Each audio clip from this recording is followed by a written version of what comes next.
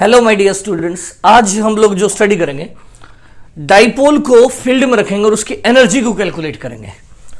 तो आज का टॉपिक अपना ये है एनर्जी ऑफ डाइपोल।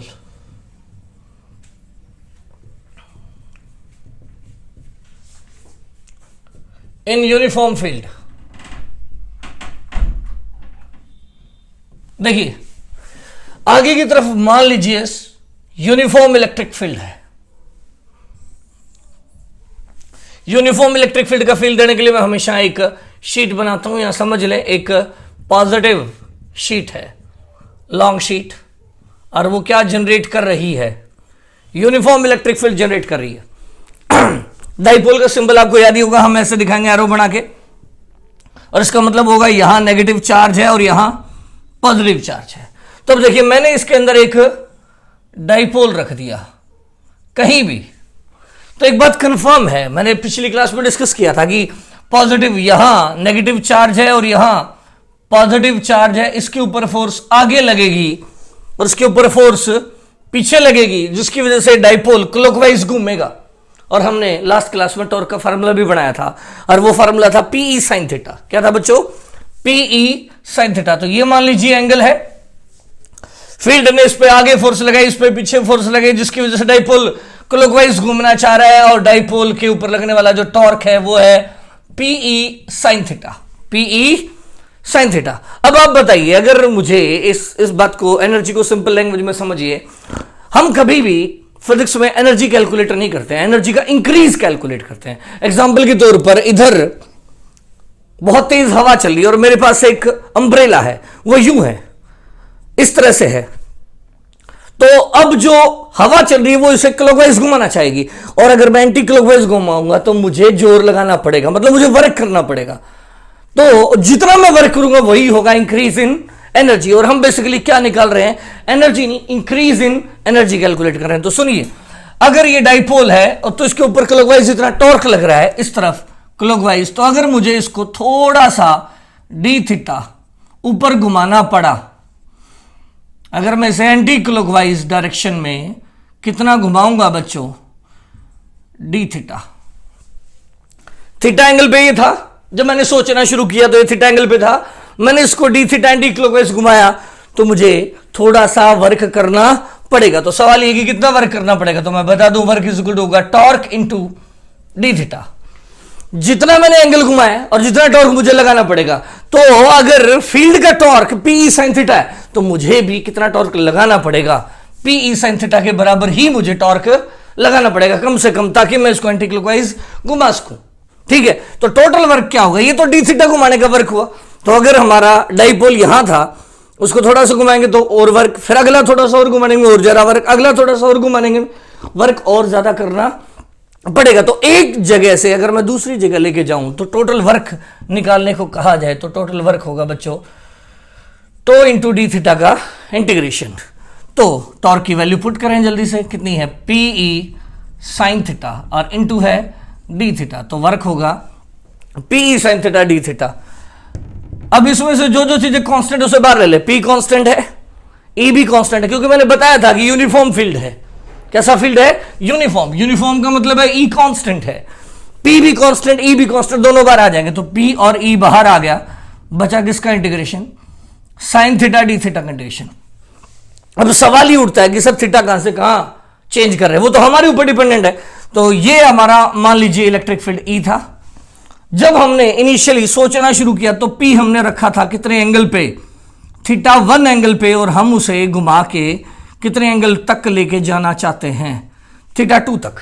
थीटा 2 तक। तो लिमिट होंगी थीटा 1 से लेकर थीटा 2। देयरफॉर वर्क आ जाएगा, मैं यहां लिख रहा हूं साइड में, पीई साइन थीटा का इंटीग्रेशन। साइन थीटा का इंटीग्रेशन हो जाएगा बच्चों क्या चीज? कॉस थीटा, बल्कि minus cos theta, sorry, sine theta का इंटीग्रेशन हो जाएगा माइनस कॉस थीटा। और लिमिट कहां से कहां है? थीटा 1 से लेकर theta 2। This implies that work is equal to कितना हो जाएगा? नेगेटिव को बाहर ले लो, माइनस पीई कॉस थीटा की लिमिट पुट करनी है थीटा 1 से लेकर, माइनस को मैंने बाहर ले लिया, लिमिट पुट करनी है थीटा 1 से लेकर थीटा 2 तक। तो पुट कर देता, मैं यही कर रहा हूं, एक बार थीटा की जगह थीटा 2 माइनस थीटा की जगह थीटा 1, देयरफॉर वर्क का फार्मूला बन गया बच्चों कितना, माइनस अंदर ले जाता हूं अब, PE cos theta 1 minus cos theta 2। तो इस प्रकार हम कह सकते हैं कि डाइपोल को फील्ड में एक पर्टिकुलर एंगल से दूसरे एंगल तक घुमाने में कितना वर्क करना पड़ेगा, PE cos theta 1 minus cos theta 2। अब बात करते हैं जितना हमने वर्क किया है, मैं इस डायग्राम को हटा रहा हूं, जितना हमने वर्क किया है वो वर्क ही होगा इंक्रीज इन एनर्जी।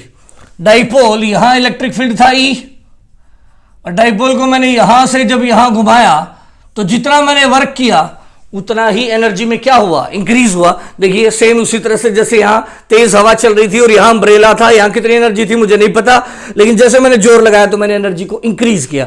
तो उसी तरह work is always increase in energy. तो मैंने जब वर्क किया तो एनर्जी को इंक्रीज किया, therefore work is always increase in energy. Increase in energy is equal to हो गया PE cos theta 1 minus cos theta 2। ठीक है, अब अगर हम इनिशियल एंगल कुछ भी ले सकते हैं, हमारी चॉइस है, तो जनरली जो स्टैंडर्ड लिया जाता है वो इनिशियल एंगल 90 पे लिया जाता है।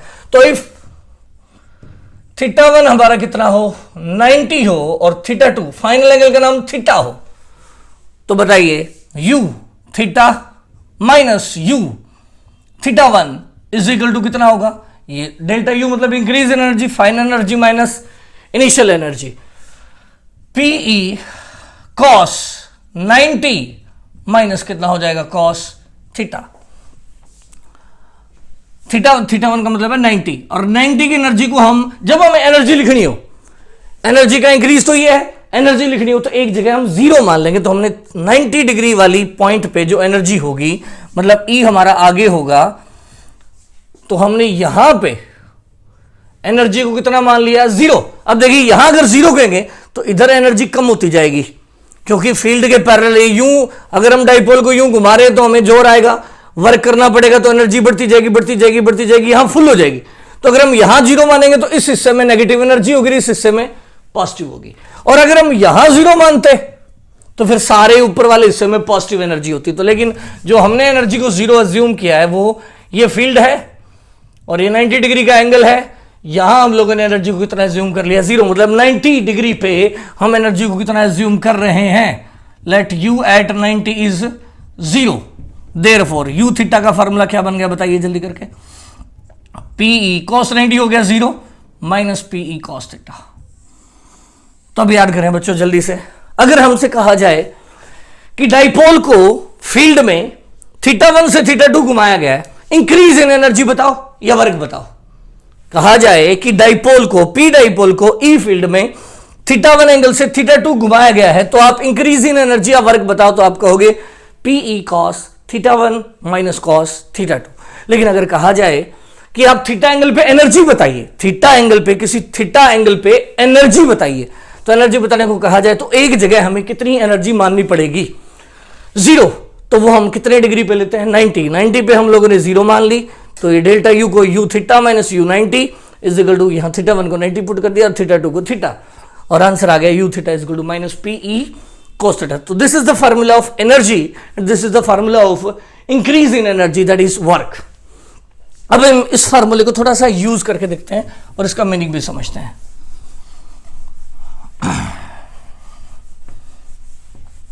देखिए एक बहुत इंपॉर्टेंट क्वेश्चन है जो अक्सर सिंपल सा क्वेश्चन है जो पूछ लिया जाता है। ये फील्ड आगे की तरफ है, पी भी आगे की तरफ है, how much work has to be done in rotating the dipole parallel to anti parallel. P को हमने पैरेलल से एंटी पैरेलल कर दिया, बताइए कितना वर्क करना पड़ेगा, कितना वर्क करना पड़ेगा। तो हम बड़ा सिंपल सा फार्मूला लगाएंगे, वर्क इज इक्वल टू होगा PE cos theta 1 minus cos theta 2। अब थीटा 1 बताइए कौन सा एंगल होगा जो पहले था शुरू में शुरुआत में पी और ई क्वेश्चन में दिया गया कि पैरेलल है, पैरेलल होने का मतलब है कि एंगल 0 था, माइनस बाद में क्या हो गए, ई आगे है और P पीछे है, तो एंगल कितना हो गया इन दोनों के बीच में 180। और अगर एंगल 180 है तो यहाँ cos 180 पुट करेंगे जो कि हो जाएगा -1। तो देखिए क्या आंसर आया, PE cos 0 that is 1 minus cos 180 -1 -1 +1 2PE। उम्मीद है आपको बात समझ आ गई होगी। एक छोटा सा सवाल और करते हैं।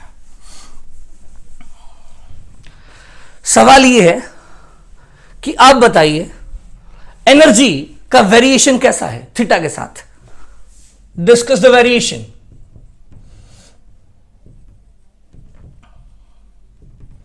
Of energy U with theta. U का थीटा के साथ क्या वेरिएशन है, तो आप बताइए। U इज इक्वल टू कितना था बच्चों, -PE cos theta, -PE cos theta. तो देखिए आगे की तरफ E है और ये लाइन जब P पैरेलल था तो थीटा कितना हो गया 0।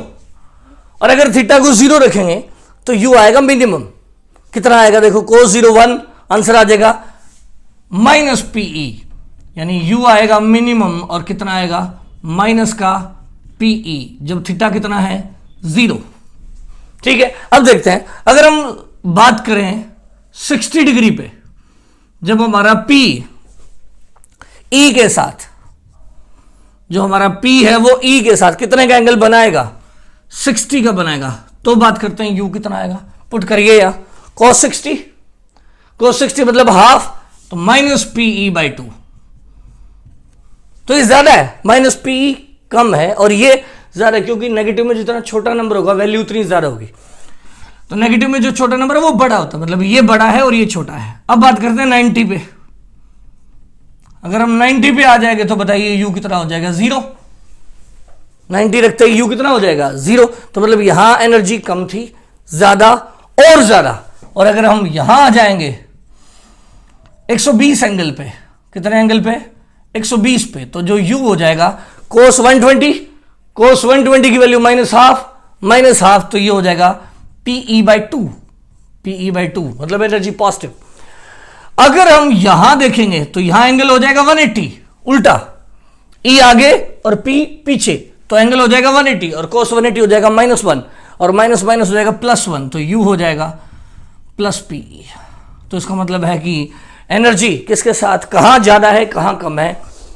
ऐसे फील्ड था, फील्ड के पैरेलल एनर्जी होगी मिनिमम, अब ज्यादा ज्यादा ज्यादा ज्यादा ज्यादा, और यहां होगी मैक्सिमम।